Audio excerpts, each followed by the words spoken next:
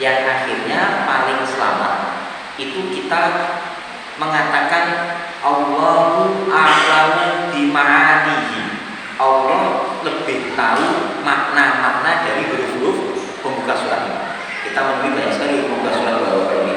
Ada alif lam mim, ada qaf, nun, alif lam ra, yasin dan sebagainya. Jadi kita agar paling selamat maka kita mengatakan Allah yang lebih tahu dengan makna dari huruf-huruf pembuka surat. Surat Al-Baqarah sendiri Bapak Ibu yang dirahmati Allah mempunyai banyak fadilah kelebihan. Jadi di antaranya itu Rasulullah pernah bersabda, kalau Rasulullah SAW, la taj'alu buyutakum maqabira. Di redaksi yang lain Rasulullah bersabda, la taj'alu buyutakum kuburan.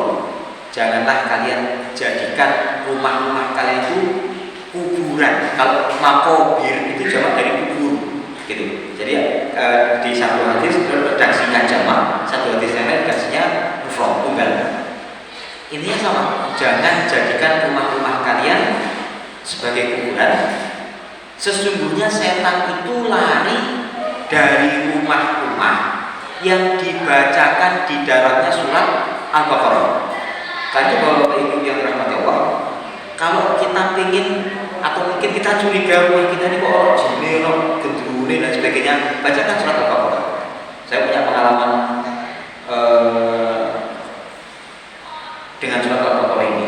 Ada orang yang datang kepada saya mengeluh bahwasanya suaminya disihir listrik. Listrik itu kan katanya sihir yang paling jahat, tidak ada yang bisa ngatasi dan sebagainya. Bapak Ibu yang dirahmati Allah, dia bilang saya udah orang pintar kemana-mana, Ustaz, nggak ada yang bisa ini listrik. Akhirnya saya sarankan saja, Ibu, TV-nya dikurangi, kalau perlu jangan banyak-banyak nonton TV, musik hentikan di rumah panjenengan, lalu kemudian setiap hari setelkan surat Al-Baqarah 3 hari bablas nih. Alhamdulillah bebas dari sihir tersebut. Kenapa? Karena ini ada kaitannya dengan ayat berikutnya. Nomor itu ayat berikutnya Allah berfirman, "Dzalikal kitabu la raiba fihi." Dzalika itu artinya itu. Tapi dalam bahasa Arab dzalika dalam ayat ini maknahu hadza ini. Gitu. Kitab ini yaitu Al-Qur'an la raiba fihi. Tidak ada keraguan sedikit pun di dalamnya. Jadi Bapak-bapak Ibu yang dirahmati Allah, kita ini punya kitab petunjuk dari Allah Subhanahu wa taala yang isinya tidak ada satu pun yang keliru. Pernah pada suatu ketika ada tuduhan, dan ini banyak videonya banyak di YouTube, bahwasanya Al-Qur'an itu ternyata banyak versinya. Sebagaimana kitab yang lain. Kan kita tahu Taurat, Injil yang kemudian dikumpulkan dalam perjanjian lama, perjanjian baru, itu versinya banyak, Pak. Versinya banyak dan sering bertentangan satu sama lain. Nah, ada orientalis itu yang mengatakan Al-Quran itu juga demikian, bahwasanya versinya banyak. Loh, mana buktinya? Buktinya Quran itu bisa dibaca dalam 7 versi ataupun bahkan bisa 10 versi. Ternyata yang dimaksudkan oleh si orientalis ini tadi itu adalah qiraah sab'ah atau qiraah asyrah. Nomor itu qiraah sab'ah atau qiraah asyrah. Qiraah sab'ah, qiraah asyrah itu adalah macam-macam bacaan dialek dalam Al-Quran yang diperbolehkan untuk membacanya karena dia mutawatir bersambung sanadnya sampai kepada Rasulullah SAW. Gitu. Quran yang kita baca ini, Bapak Ibu yang dirahmati Allah, itu kan Quran riwayat dari Imam Asim, Imam Hafiz dari Imam Asim, gitu. Tapi ada riwayat bacaan yang lain. Contohnya Bapak Ibu yang dirahmati Allah, surat Al-Fatihah itu kan kita biasa baca kayak gini. Apa komentarnya bacanya? Ihdinas siratal mustaqim. Kan gitu ya. Dalam bacaan yang lain itu dibaca ihdinas siratal mustaqim pakai sin. Maliki yaumiddin itu ada yang membacanya panjang Maliki yaumiddin, ada yang membacanya pendek Maliki yaumiddin. Apakah kemudian perbedaan bacaan tadi itu merubah arti? Tidak. Jadi dibaca dengan bacaan yang manapun itu artinya tetap sama. Karena itu Quran itu tetap versinya cuma satu, dan itu dijamin betul oleh Allah Subhanahu wa taala bahwasanya Allah yang menurunkan Quran, wa inna alaihi hafizin. Kita yang jaga, Allah yang jaga. Bapak-bapak, ibu-ibu yang dirahmati Allah, cuma dalam perkara qiraah sab'ah ataupun qiraah asy'ah itu para ulama mensyaratkan yang boleh mempraktekkannya adalah orang-orang yang berburu nyambung sanadnya sampai kepada Rasulullah Muhammad SAW. Jadi kalau kita mau pindah, contohnya mau pindah ke bacaan Imam Warosh gitu, walaupun kita tahu bacaan Imam Warosh bagaimana, tapi kalau tidak berguru sambung sanadnya sampai kepada Rasulullah, maka tidak boleh kita baca bacaan Imam Warosh. Cukup baca bacaannya Imam Asim, Imam Hafiz tadi itu aja. Bapak-bapak, ibu-ibu yang dirahmati Allah, karena itu ini juga ini sekaligus membantah pernyataan si orientalis tadi itu bahwasanya Quran itu banyak versinya. Tidak. Quran itu ya cuma satu. La raiba fihi hudan lil muttaqin, sebagai petunjuk bagi orang-orang yang bertakwa.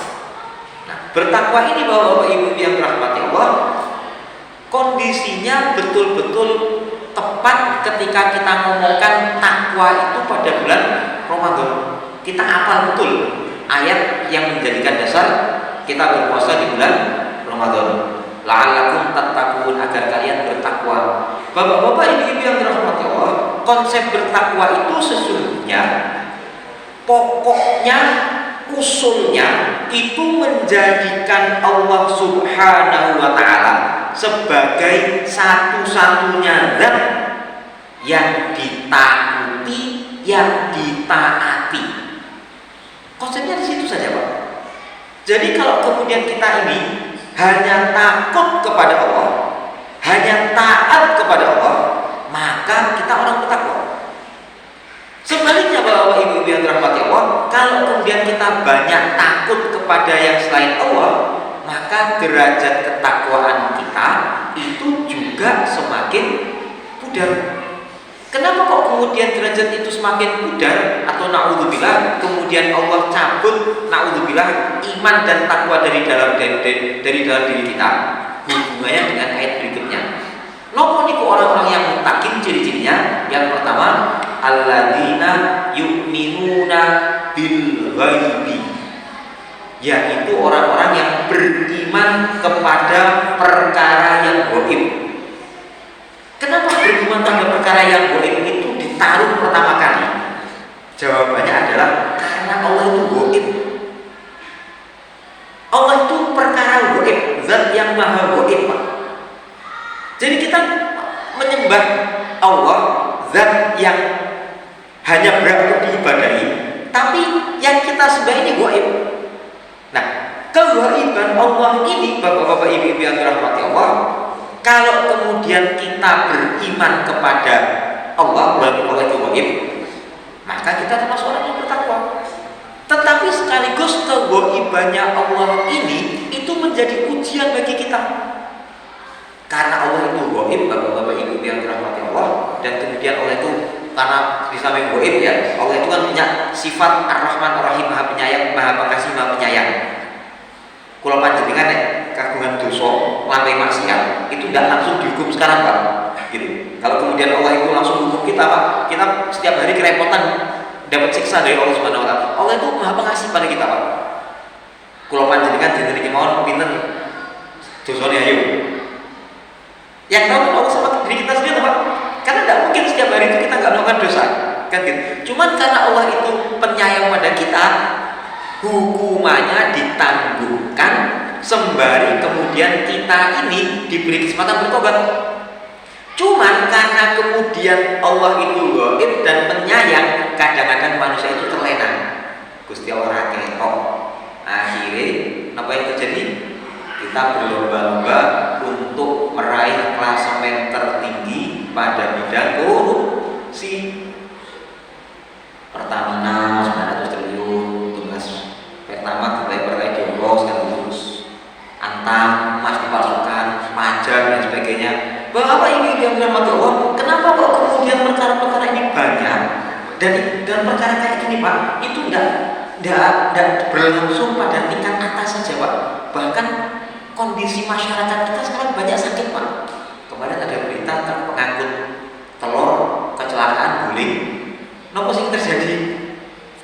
Orang dulu ngisi kecelakaan guling, telur yang jatuh itu malah dijadikan rebutan. Bahkan kernetnya, HP-nya si kernet itu malah diambil Pak. Gitu. Jadi ini cerminan masyarakat kita ini sakit Pak.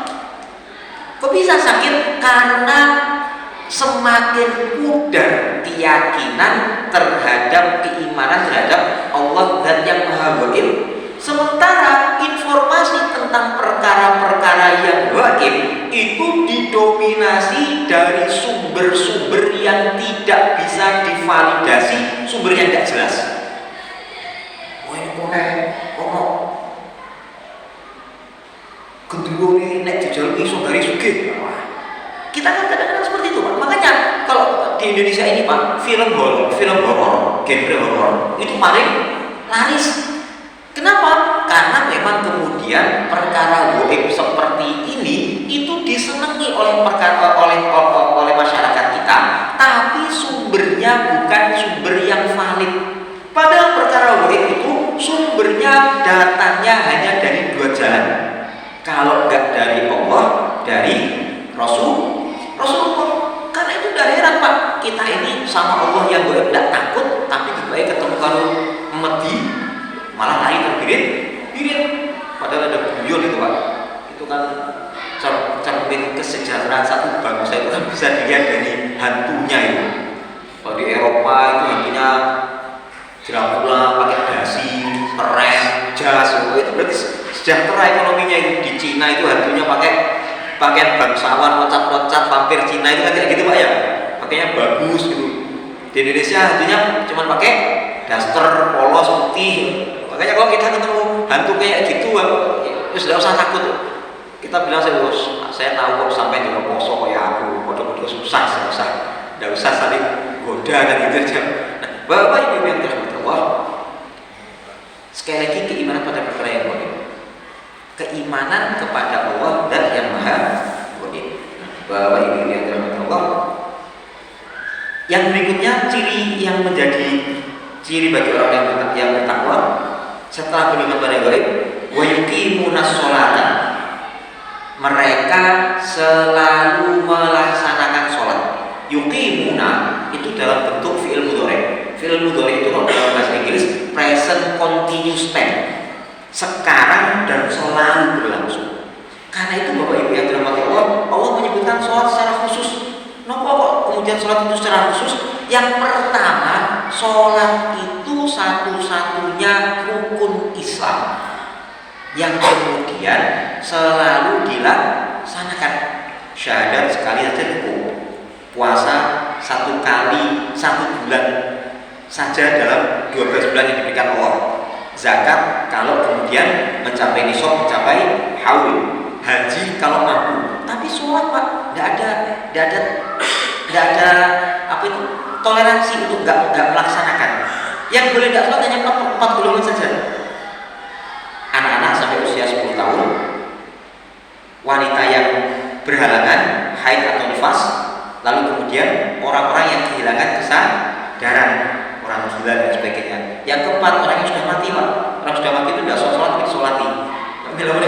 Karena itu kalau kemudian kita ini tidak pernah sholat, harus hati-hati. Gak tahu nih masjid, ngerti-ngerti gone, boten ning burine imam tapi ngarep imam.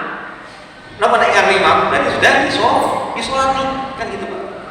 Jadi yuqimunas sholata itu selalu melaksanakan sholat, selalu melaksanakan sholat. Celakanya Bapak Ibu yang dirahmati Allah, riset itu membuktikan, ini surveinya ilmiah betul Pak, bahwasanya hanya 0,03%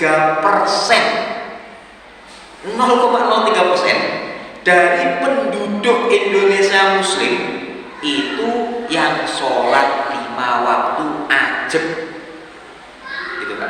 Ini kan dikurangi lagi jumlahnya sholat di masjid itu semakin sedikit itu Pak. Gitu. Nah, Bapak Ibu yang dirahmati Allah, ini terutama ya bagi kita laki-laki, ini tugas kita ngobrol-ngobrol anak-anak kita, istri kita untuk sholat. Gitu. Ada seorang sahabat itu mempraktekkan sholat Duha 132. Allah berfirman, wa'mur ahlaka bis-sholati wastabir 'alaiha. Perintahkan anggota keluargamu untuk mendirikan sholat dan sungguh-sungguh bersabarlah kamu dalam menjalankannya. Anaknya sudah tidak di rumah, Pak. Anaknya berjihad di medan jihad. Lalu kemudian setiap waktu sholat tiba, dia itu keluar dari rumahnya, lalu kemudian berkata seolah-olah anaknya ada di depannya. Nah, dirikan sholat. Tetangga-tetangganya bingung. Nah, anakku kan tidak di sini, anakku kan lagi di medan jihad. Apa dengar anakku? Dia jawab, itu bukan urusan saya. Yang penting saya sudah melaksanakan perintah Allah, memerintahkan anak-anak saya untuk sholat. Perkara kemudian perintah ini sampai atau tidak, itu urusan Allah. Sampai di situ Pak tanggung jawabnya Pak. Bahwa bagi para bapak-bapak untuk kemudian mengontrol sholat dalam keluarganya. Bapak Ibu yang dirahmati Allah, jangan sampai kemudian kita ini terbutakan oleh materi. Nek wayai isu, kalau waktunya bangun pagi, kita bangunkan anak kita itu kasihan, aduh kasihan nanti sampai nanti kan sekolahnya lama dan sebagainya, sudah nggak apa-apa kelewatan sholat subuh. Tapi ketika waktunya sekolah, tetap dibangun tetap disiplin. Ini lebih takut kepada manusia, lebih takut dimarahi oleh gurunya karena terlambat sekolah daripada takut kepada Allah Subhanahu wa Ta'ala. Mudah-mudahan kemudian Ramadan ini kita wujudkan betul. Jadi kita praktekkan betul apa yang diperintahkan oleh Allah, tidak sekedar baca Quran saja. Kalau kita tak terus sampai nanti kalau kemudian kita baca Quran itu sekaligus nanti kita praktekkan apa yang diperintahkan oleh Allah Subhanahu wa Ta'ala dari perkara sepele-sepele saja. Nek wayai sholat, bapak-bapak jangan sampai kemudian wis tak budal dewe di masjid. Ah, jangan gitu. Istrinya diajak, anaknya diajak, terutama anak laki-laki diajak Pak. Kenapa kok penting mengajak para anak laki-laki? Pemimpin itu dibentuk. Tidak ada pemimpin tiba-tiba muncul Pak. Hanya 1 dari 10 pemimpin itu yang merupakan bakat turunan dia dari lahir. Biasanya badannya besar, kepalanya besar, biasanya kayak gitu Pak. Ini juga penelitian ilmiah betul itu. Tapi yang 9 yang lain itu dibentuk.